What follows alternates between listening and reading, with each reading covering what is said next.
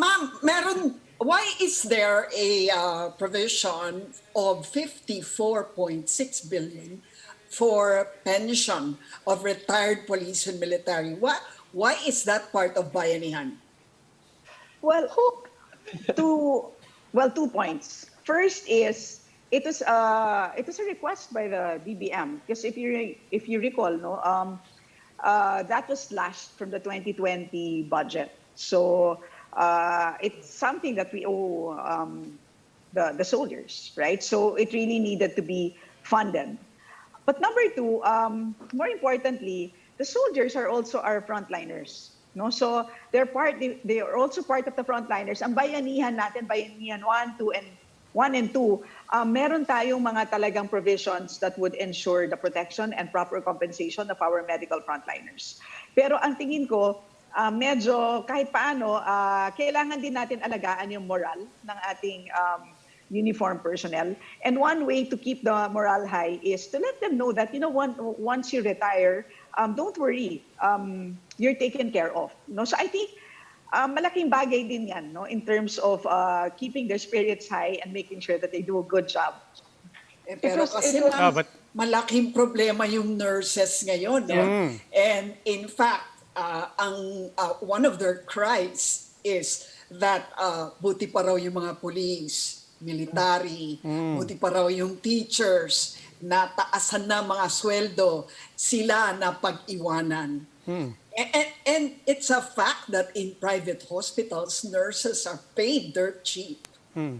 Let me just add. Let me just add to that context. Parang I don't think anybody will dispute if you've earned your pension, you earned your pension. But I think the other question is, what about people with counterpart problems, no, from other sectors? Nurses obviously being one of the obvious things. They're frontliners.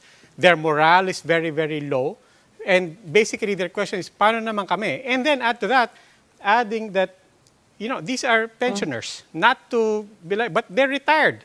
In the meantime, the frontliners, the nurses who are actively not only demoralized, but are still in the front lines every single day, they will say, I understand them, but I'm in the middle of the emergency right now.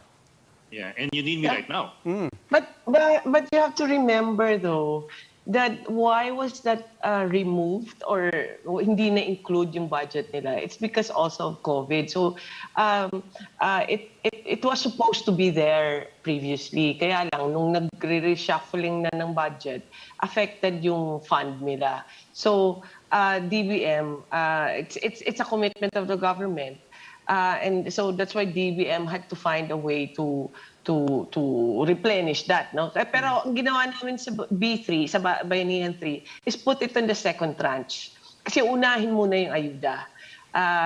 It will start in the latter part pa. Kasi we had to make priorities eh. So, but yes, everybody has problems, but ang isa nito kasi it was already committed actually last year or 2 years ago pa nga sana to eh. Kaya lang nawala siya sa budget because of COVID. So it's really a statement lang of something that was removed earlier. Yeah. Ma'am, since we've already talked about the nurses, let me bring this in rin kasi last week nag-viral yung isang reklamo ng isang nurse dun sa kanyang SRA, Special Risk Allowance.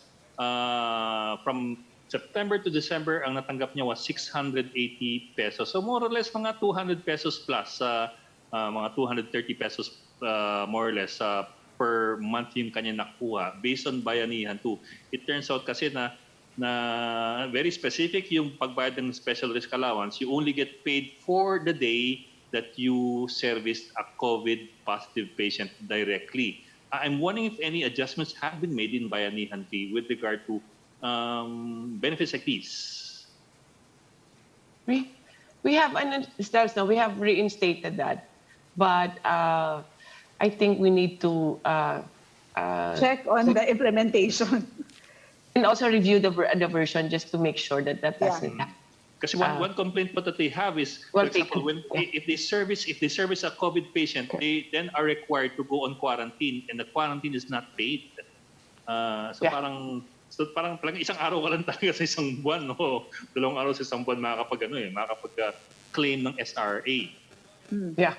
Yeah, it should be included. I will take note of that because this is still a long way until the approval. Just thought I'd But bring it yes, up that's a kasi- very, very good point, which will correct with the wording also in the Bayanihan 3.